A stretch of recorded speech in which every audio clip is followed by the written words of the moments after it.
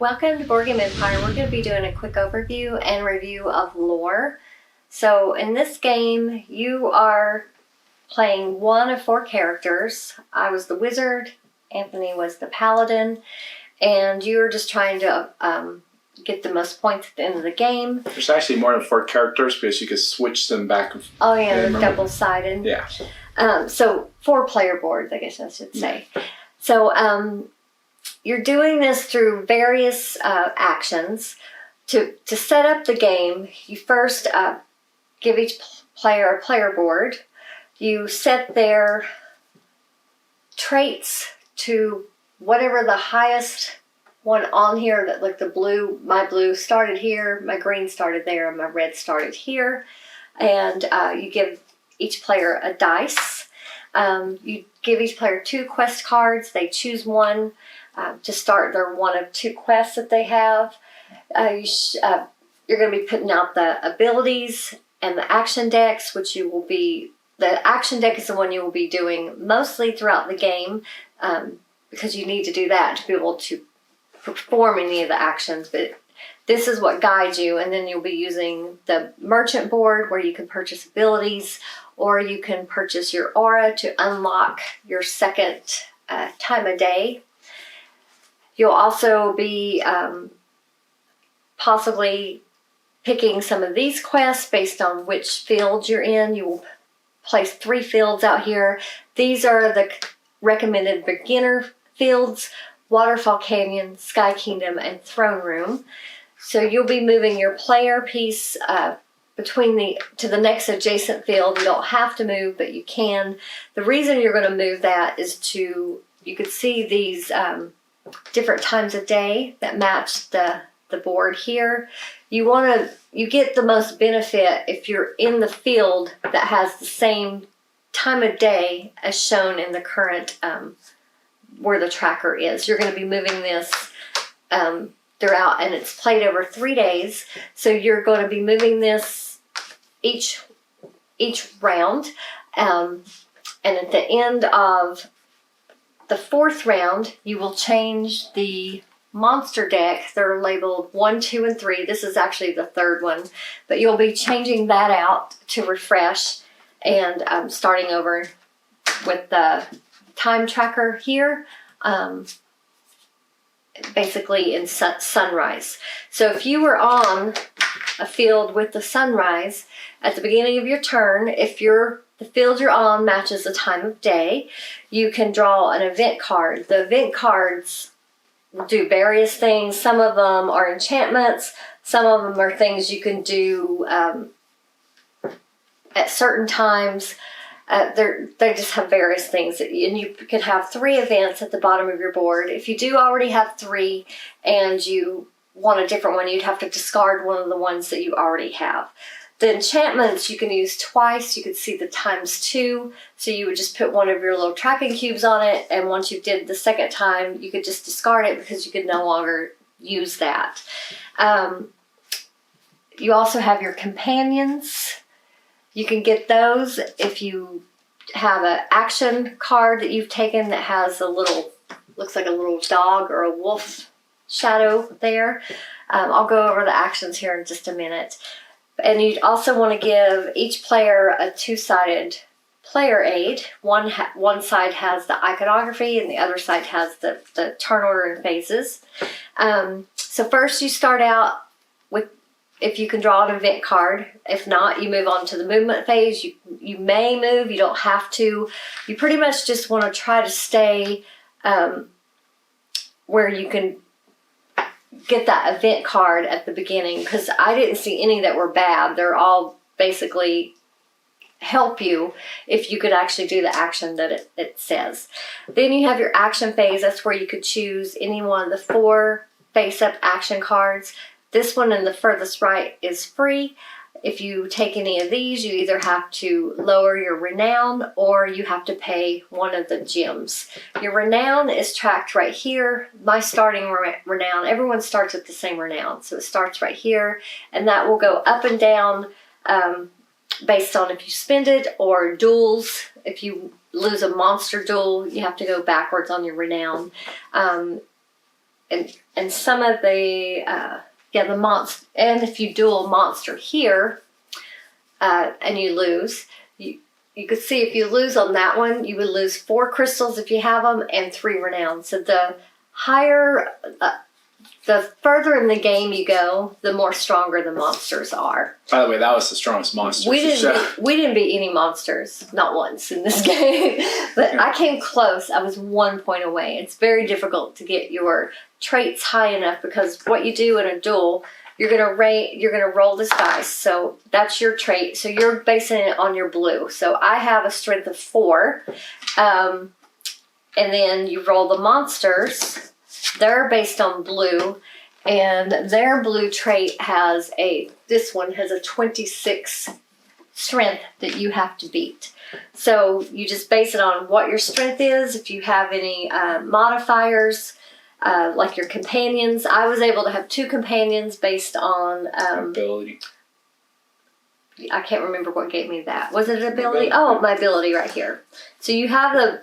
And your ability does also it's one of the modifiers, as you can tell right there. So yeah, so I was able to have 2 companions. So the way the companions work, the number on the left is the amount of strength it adds if it doesn't matter what color. If you match the color of the companion, then it's worth more strength. So I would add 5 to whichever one of these I had to roll. So if I was rolling the blue, I would have 1, 2, 3, 4, 6, and 9. I would have 9 strength against that monster. So obviously I would lose. So the companions aren't that strong, really. They're basically the most I saw, they added 4. So you can sell the companions for an action. This one lets you do a lore action. This one lets you do a treasure action. So let's go over the actions really quick. So this is for dueling. If you pick this card, you pick the top monster card to duel, and you pay the price if you lose. If you win, of course, then you get the rewards, and you keep that monster for in-game scoring. This one is you can pick the treasure chest or a duel. The treasure chest allows you to roll 1 dice. They are modifiers that allow you to roll 2 or more. So I rolled there. I would be able to get one of the crystals. There's 1 crystal, 2 crystals, 3, and if you roll that one, which is really hard, you get a relic. You get to draw a relic from the relic deck, and those are worth points at the end of the game. This one is a quest, so you get to choose one of the quest cards that are face up and put this on the top of your board to try to perform or try to complete. You do get the in-game points if you complete the quest. You just turn them face down. You can only have 2 quests at a time, so you want to try to complete them. And on the bottom left are the actions you need to do in order. So this one to complete, I would need to do a duel first, and that's completing it. You have to win the duel for it to be complete. Just doing a duel does not complete it. And then after you win a duel, then you have to do a treasure action, and you just put your cubes on there to track it. Once you've completed it, you would turn it face down. You do get a reward immediately as soon as you pick a quest. So in this particular one in the upper right corner, I would get to do a lore action. They're all different. This one lets you get one of the ability cards. So the quests are nice because you do get bonuses right away, but they are hard to complete if you have those duels on them. We learned that the hard way. Like this one would be easy to complete because it's an event. You have to do an event, complete it, and a lore action. The lore action is very easy. The lore action consists of one of two actions. If there's no lore card there, you get to take the top one, place it face down, and you put your cube. The next player to do the lore action flips it over, and if it's the same person, they will get in-game points of 7 because they did it all by themselves. However, if each of us did it at the end of the game, we would get 3 points each for that lore. And then once it's turned over, everyone that contributed to that gets the rewards in the bottom left. And they have little things that manipulate the game as well. For instance, this one says the red abilities are active in all fields, and that's talking about right here. There's certain abilities that are not active, and that basically determines your scoring when you win a duel. If you have one active, it's 1.5 times your score. So this helps you to beat these monsters. If you have 3 active abilities, which are they're here on your field, but they go by your abilities, that you can have up to 3 on your board. Whatever symbol is there, if it matches the active ability that's in white on the field you're on, that is an active ability. So this card makes all the red active. So if you have any that are red, they're all active. And you can see each field has different ones that are active. So if you had 3 active ones on your board, that would multiply by 3 times whatever your strength score is. So that's how you're able to beat those monsters, but it's very difficult to get those abilities at the same time. Because you have to get the merchant, which is the next action. That's the merchant action. You have to take that. Then you have to have 3 crystals to choose one of the face-up abilities to place on your board. This one is choose any one of the actions. The only actions I haven't went over there are the lore, which I explained how you do it, and then the companion action. So you could take any of those if you got that card. So these cards will always be, once you take one, you move these down, put the next one in the highest price one. Those are constantly shuffling down as people use them. Like I said, on the merchant, you can spend 3 crystals to unlock this second aura. These are what, during battle, if your player board aura matches whatever time of day, you get to add 3 strength to your attacking strength when you're battling. But on the same token, the monster, they also have on top of their card different times of day. If theirs matches one of their auras showing, they also get +3 to their strength. So it works for and against you at the same time. And then if you take a quest while you're on, one of your actions you can do is to just take a quest if you have a space available. So whichever field you're on, you would take that quest and you immediately get the reward. It's in the upper right of the field. This one you get to add 1 renown. This one you get to either add 1... your level. Oh, a trait. You get to increase a trait or get 2 crystals. This one you get 1 renown or 2 crystals. So doing the trait is a really good one to do, obviously, because it helps you beat the monsters. There are several things that we came across several that allowed us. Oh, when you lose battling a monster, that's when you get to increase your lowest trait by 1. That is the advantage to battling the monsters. However, you do have to pay the price on the bottom left of the card when you do lose. If you lose in a monster quest, which is the cards here, where the last part of the quest is battling these high-powered monsters on here, you do it the same way as you do those monsters, but if you lose on one of these, you keep the quest card, but you have to go backwards 2 on your renown. So that's a pricey, pretty pricey quest to try. And then let's see, did I And then pretty much miss out anything else? no, Oh, just in-game. End-game scoring. Like here's the most quest completed, most what's this? Companions, most lore and relics, and then most like crystals. Yeah, so the in-game scoring, let's see, does it have it? No, it doesn't.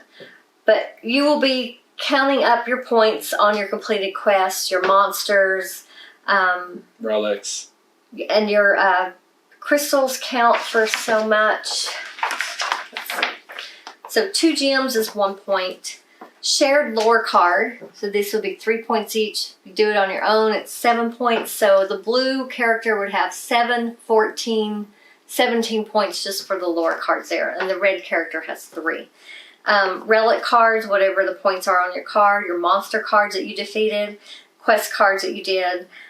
Step on incomplete quest card, 2 per card. So if you did have an incomplete quest, you still get 2 points. But then for your renown, based on where you are on your renown board, if you're 1 through 3, you get 0 points. But if you're at 4 through 6, you get 5 points. 7 through 9, you get 10. Then, of course, the in-game rewards that he just went over. And then so you just count up your points, and whoever has the highest points wins the game. So what did you think? I really like the components illustration. Phenomenal illustration. The font's easy to read. The rule book, it was just a little bit touch and go. That's the only issue. But great components. Like the dual layer, the card quality is pretty good. So great components. Replayability, high replayability. It does take a while to set up and it's a table hog, so you're looking at probably like 7 to 10 minutes to set up. And like I said, it is a table hog. The rules are not that hard, but they weren't they weren't pretty much. There were certain aspects that were vague that we wish were just more in detail, and also in where the way it was layered. So you're going to spend time and relearn and teaching. So high replayability, but still because of the amount of cards and everything. So mechanic-wise, I really like the mechanics of this. It's kind of a point-sided card drafting battling game. I do say that there is a lot of randomness because of the amount of cards that is you're getting and shuffled and everything. Also the dice. So there is that luck-based factor and also the randomness. Those were my only issues with the game because it's hard to point down a strategy or figure out the game mechanics when there's so much randomness and luck-based factor. But I really do like the game for simplicity and design and the way it flows. So overall total, I'm giving this an 8 out of 10. I think this is a great game. I think it could be fine-tuned.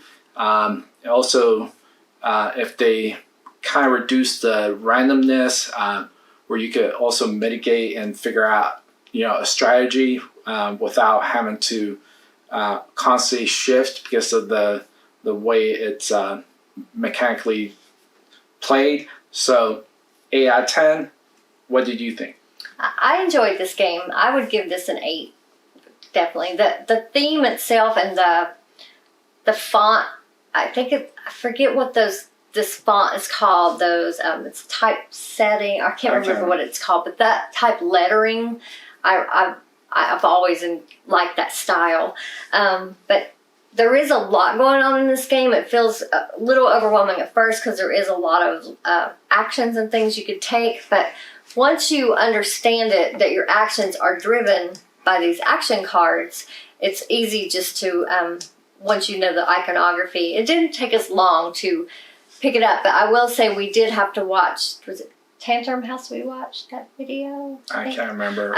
We watched a playthrough of this game so we could see exactly what the what was talking about. So Tantrum House had a good video, and I think they were on with the developer, right? Yeah. So on the phone, the questions were answered there. So we watched several rounds of that so we could make sure we were understanding this game properly. But once you have the rules down, this game does flow pretty fast, and it's only over 3 days, so you're only doing 12 moves. So that's why it's kind of hard to battle those monsters, because you really don't have enough time to build up your traits before the game is over.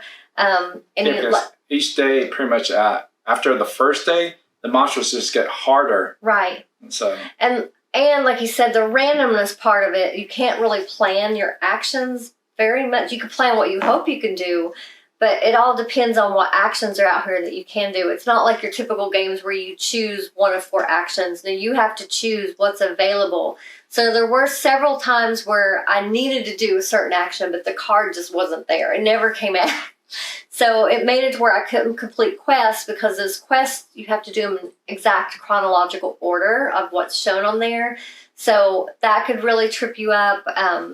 And then just getting the strength to battle some of those monsters. Like I said, we didn't beat any of them.